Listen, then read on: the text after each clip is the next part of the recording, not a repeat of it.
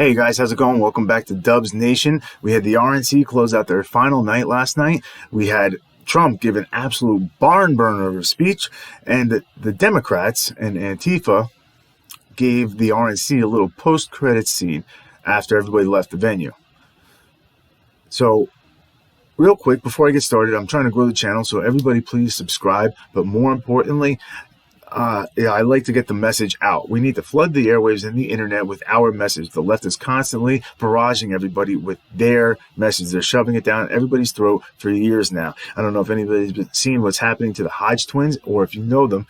If you're watching my channel, there's a good chance that you do know them. If you don't, please go check them out. Hodge twins or conservative twins at YouTube. Facebook is taking their page down for no reason at all.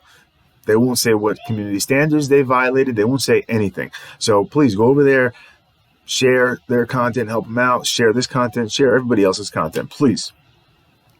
So just to go into the RNC real quick, President Trump's speech was the ending, and it was too long. Too long. Everybody agrees it was too long, and I'll get into why I think it was that long to begin with, but it didn't matter. Everybody that came before him was phenomenal, okay? All the previous nights were phenomenal, and everybody last night was phenomenal. Side note, all the African-American speakers at the RNC, whether they were former Democrats or still Democrats or conservatives, were fantastic. Let me just say I have the utmost respect for them. They take extra criticism and extra flack and extra racism and extra nastiness from the left and their own community a lot of times just for having beliefs and standing by their beliefs and not conforming. And I have a lot of respect for them just for holding true to how they feel, their own political beliefs. Nobody should be called those nasty names for having those political beliefs.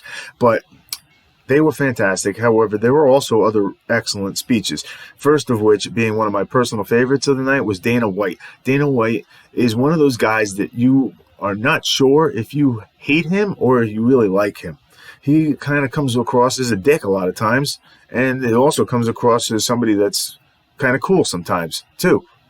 It's like a mix and match with him, and either way you still end up respecting whatever he says. So at the end of the day, you do end up liking him, and after his speech last night, nothing's changed. You still like him. He gave a good speech. He was specific.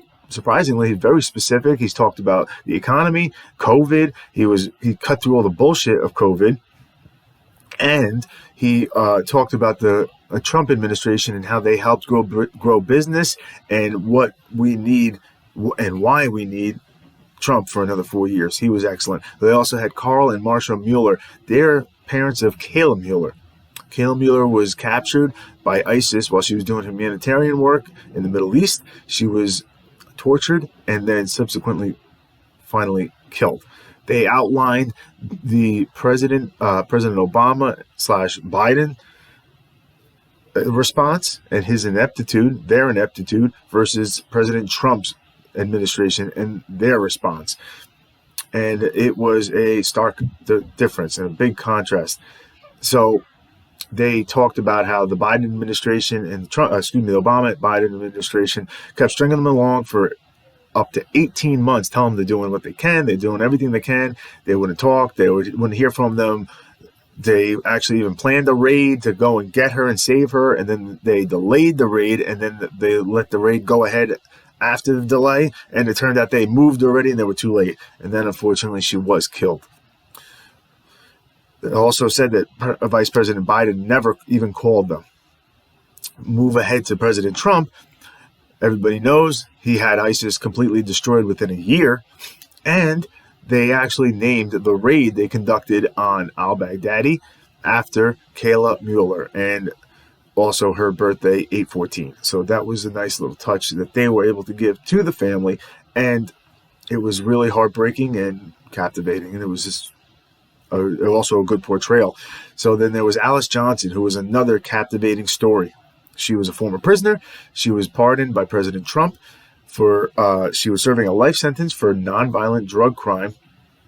And she was one of the recipients of the First Step Act that President Trump signed into law. And it portrayed a good balance between Trump's law and order message and a empathetic rehabilitation message.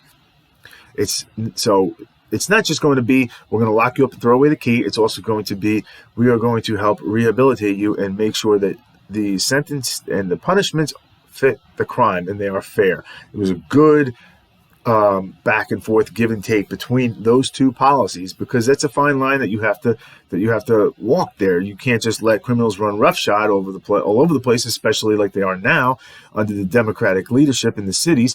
But you also don't want to lock people up and throw away the key. Everybody deserves a second chance, most people at least. And when they serve their time, they should be able to have some rehabilitation to help them. And her story did that perfectly. Next, Rudy Giuliani, he was full mayor of New York style. He was good. Then they had this one, Ann Dorn. Ann Dorn is David Dorn's widow. David Dorn, if you guys don't remember, was the retired police officer that was killed during the Minneapolis riots. He was murdered in cold blood at a pawn shop that he was protecting for a television, and then his death was live streamed on Facebook. I saw it, and it was one of the most tragic things I've ever seen. And I challenge anybody, Democrat or Republican, to watch her speech and not get choked up. I challenge you. If you are objective and have any kind of soul at all, any kind of feeling at all, I challenge you. So what she revealed during her speech is that their grandson actually saw the live stream of his grandfather being killed, and it was unbeknownst to him that it was his grandfather at the time, and he was watching it, and it was really also heartbreaking and terrible, and it really painted a good picture of what is happening in these cities, despite the left-wing media and the Democrats' attempts to downplay it and ignore it, etc. Then they had Ivanka Trump spoke, Jeff Van Drew, Representative Van Drew from my home state of New Jersey. He's the only Republican we have left in the state, and that's only because he switched from Democrat to Republican, because he just could not handle the radicalism and the insanity the Democrats had taken, the positions that they had taken. House Minority Leader Kevin McCarthy spoke. Tom Cotton. Mitch McConnell was mind-blowingly enthusiastic and captivating. I'm lying. He gave his normal mumbling speech, and then he crawled back into his turtle shell and went to sleep for the rest of the night. Ben Carson was good, and then President Trump's barn burner. Now, what was bad about it was too long, but whatever was good about it completely overshadowed the bad. So the reason he was he was on message. He was pretty articulate. He touched on everything with what he's done and what he plans to do. There was policy specifics in there, which many thought there would not be. And the reason why I believe it was long was a few things. Number one, he believes that he has to be his number one cheerleader because nobody in the media is going to do it. So he literally outlined that he did it, every single one of his accomplishments and what he plans to do. And he also had good lines. He had good lines, comparing and contrasting him with Biden and what Biden wants to do. Number two, they're obviously going to use that entire speech as a base and pull clips from it and use it for campaign ads. It's very clear it was a good speech. It wasn't, off the cuff. It had specifics in it, like I said. So they're going to pull from that and use clips and campaign it. Then, in my opinion, this is what I believe, he was trolling Joe Biden a little bit. Why? Because his entire pitch about Joe is he's Sleepy Joe. He can't make it through an interview. He can't make it through a debate. He can't make it through questioning. And his speech was 20 minutes long at the DNC. He doesn't have the energy, the stamina, or the mental capacity to do the job. So Trump went out there and he gave an absolute barn burner. He gave a 70-minute speech, and he showed that he has the mental capacity and the stamina to still do the job. That was his troll. Take it from me. That's what I believe. That didn't stop the media, though, from attacking everybody that spoke last night and the nights prior. I told you that they attacked Melania. They attacked that kid, Madison. the candidate from North Carolina that's in a wheelchair. They attacked him. Why? I don't even know. The kid's paralyzed from the waist down, and he stood up for the flag. Like, that was an inspiring moment, and they attacked him for it. They're nuts. Even here, Politico said Alice Johnson was propped up by the Trump campaign. So they just made fun of her and were calling her a prop. Alice Johnson, a key player in criminal justice reform, delivered the RNC address. She's been propped up, one of the most prominent beneficiaries of Lieutenant, just a prop, that's all. They can't even give Trump one. They can't even say, oh, that was a nice thing that he did. That was a good thing. No, woman's a prop. Okay, so one of the most inspirational parts of Trump's speech, in my opinion, was this. Real quick, it's a short clip. This is the unifying national agenda. And I just want to show it to you guys real quick, and we'll explain why. So tonight I say to all Americans, this is the most important election in the history of our country. There has never been such a difference between two parties or two individuals in ideology, philosophy, or vision than there is right now. Our opponents believe that America is a depraved nation. We want our sons and daughters to know the truth. America is the greatest and most exceptional nation in the history of the world.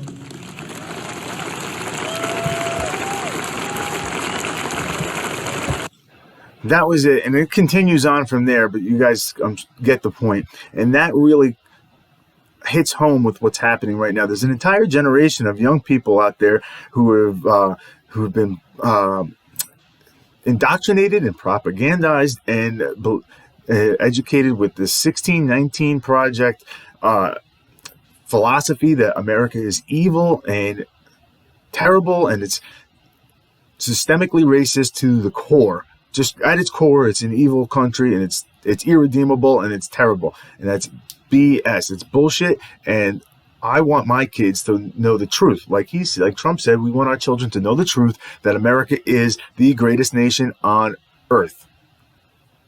Has been and will be. So Trump went ahead, finished his speech, and in true Trumpian fashion, gave the most absurd and ridiculous fireworks show on the planet. In case you didn't see it,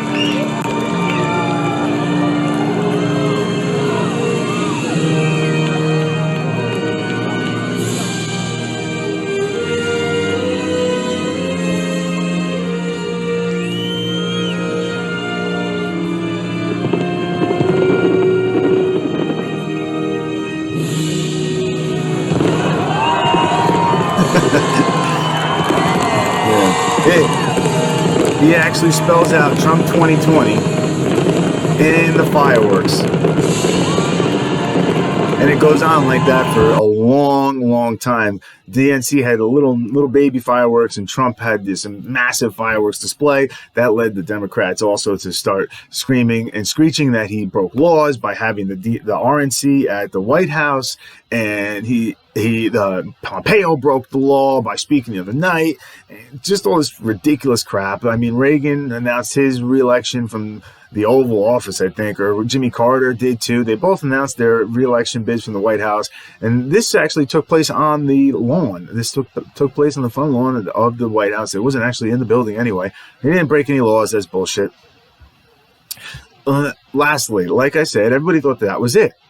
Yet we wake up this morning to find out that there was actually a post-credits scene, like this is a damn Marvel movie, of the RNC, provided to us by Antifa and these shitbag rioters. And they got Rand Paul and a bunch of other congressmen and other people that were exiting the venue, and this is what that looked like. This is what this actually looked like here.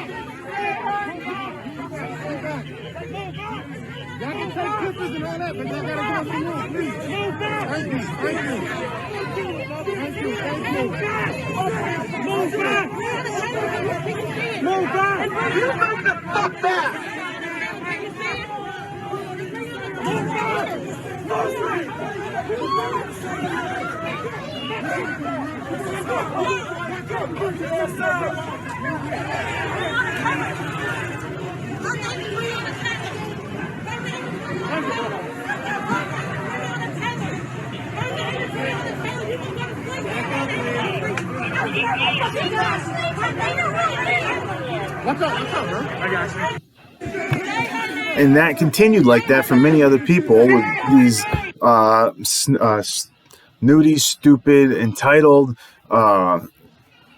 delusional people, right? You know, the typical protest / rioters getting in everybody's face screaming BLM, and they would bump into somebody. This one girl would bump into somebody, they would put your hands on me again. I'm a fight you. They're just typical losers, complete scumbags, and like the cesspool that Twitter is, I mean,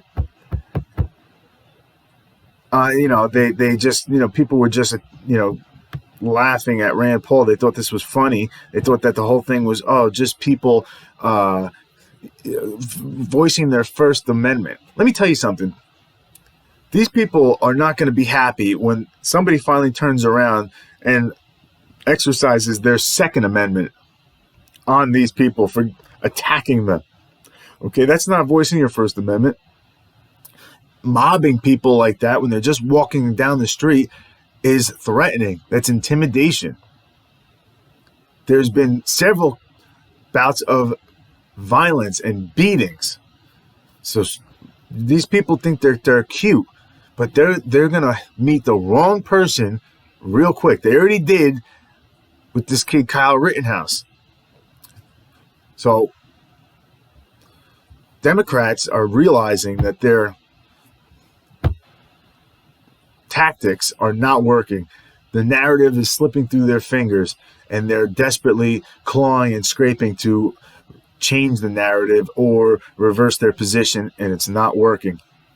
That was the cherry on top for the DNC. It was a disgusting display, and if you want to see what a cesspool these people live in, or these people reside in, just check out Rand Paul's Twitter page and look at all the disgusting tweets and all the losers that mobbed onto his Twitter to laugh at him after this. I mean, it was a serious thing, and they just acted like it was no big deal.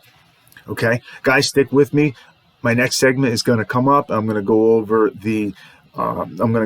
what's new about the Jeff Blake situation and Jacob Blake situation, and the Democrats' failure to address the narrative and everything else. So please like, share, subscribe, and I'll come back later.